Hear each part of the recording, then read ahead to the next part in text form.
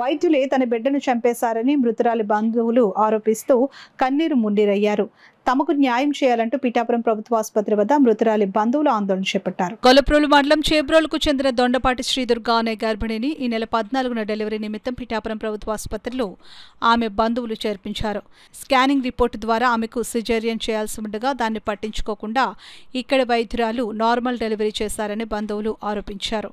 తన బిడ్డ ఆడబిడ్డకు జన్మనిచ్చిందని, అయితే సీరియస్గా ఉందంటూ కాకినాడ ప్రభుత్వ ఆసుపత్రికి బిడ్డని తల్లిని వేరువేరుగా తరలించారని అన్నారు. 15న తన బిడ్డ శ్రీదుర్గ చనిపోయిందని అక్కడ వైద్యులు తెలిపారని అన్నారు. పిఠాపురం ప్రభుత్వ ఆసుపత్రి వైద్యులు నిర్లక్ష్యంగా వ్యవహరించడం వల్లే తన బిడ్డ శ్రీదుర్గ చనిపోయిందని, అంతేకాకుండా శ్రీదుర్గకు పుట్టిన బిడ్డకు కుడిచేయి కుడికన్ను కూడా పనిచేయకుండా చేసి జీవచ్ఛవం చేశారని మృతురాలి బంధువులు కన్నీరు మున్నీరయ్యారు. కేవలం వైద్యుల నిర్లక్ష్యమే తమకు ఈ పరిస్థితి కలిగించిందని, తమకు న్యాయం చేయాలంటూ ఆసుపత్రి వద్ద బంధువులు ఆందోళన చేపట్టారు. పిఠాపురం పోలీసులు వచ్చి బాధితుల నుంచి వివరాలు సేకరించారు. అలాగే గొల్లపురం జడ్పీటీసీ ఉలవగాల లోవరాజు బాధితులను కలిశారు. అమ్మ బేబీకి మదర్ అవసరం కదా అక్కడ, అందుకనేసి పంపిస్తున్నాము కాకినాడ. అలాగా నా ఒక్క మాట చెప్పారు సార్. అయితే నేనేమనుకున్నానంటే బేబీని తీసుకుపోయారు కదా, నా కూతురు గురించి బేబీ ఎడుతుందేమో, పాలు కోసం పంపిస్తున్నారేమో అని అనుకున్నాను. కానీ సార్ నేను ఈ గర్భసంచి జారిపోయింది, ఈ బ్లీడ్ ఓవర్ బ్లీడ్ అయిపోతుంది, అందుకనే పంపిస్తున్నాము మేము. అలాగన్న మాట నాకు చెప్పలేదు సార్.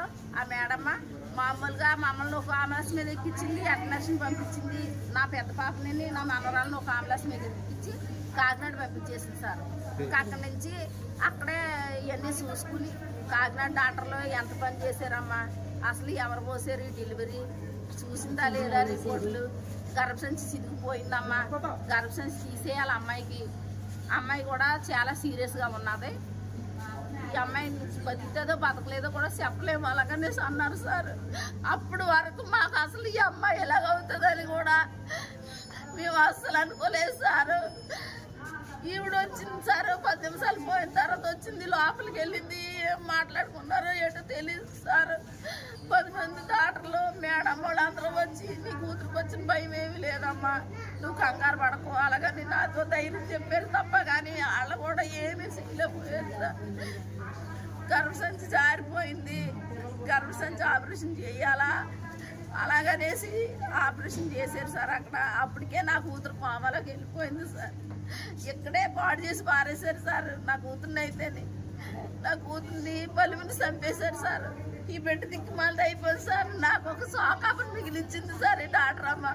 మీరేం న్యాయం చేస్తారో, నా కూతురికి ఈ చెయ్యి కూడా పని చేస్తలేదు సార్, కన్ను కూడా చూస్తలేదు, ఈ కన్ను చూస్తలేదు సార్, ఈ చెయ్యి లేపుతలేదు సార్. అసలు ఎలా పడుతుంది అలాగే ఉంటుంది సార్, ఏమీ లేదు సార్ చేతికి. నా కూతురు పోతే పోయింది, నా మనరాళ్ళు కూడా ఇలాగ చెప్పింది సార్ ఆవిడ.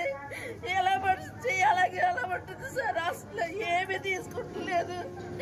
ఈ చెయ్యి అయితే మాత్రం లాక్కుంటుంది, నోట్లో పెట్టుకుంటుంది, సర్స్ కూడా తెలుస్తుంది సార్. ఎలా పడుతుంది అలాగే ఉండిపోతుంది, ఏమీ కూడా కదుపుతూ లేదు, ఈ కంటితో చూస్తలేదు. ఈ పాపను కూడా ఆవుకు చేసేసింది సార్ ఆవిడ.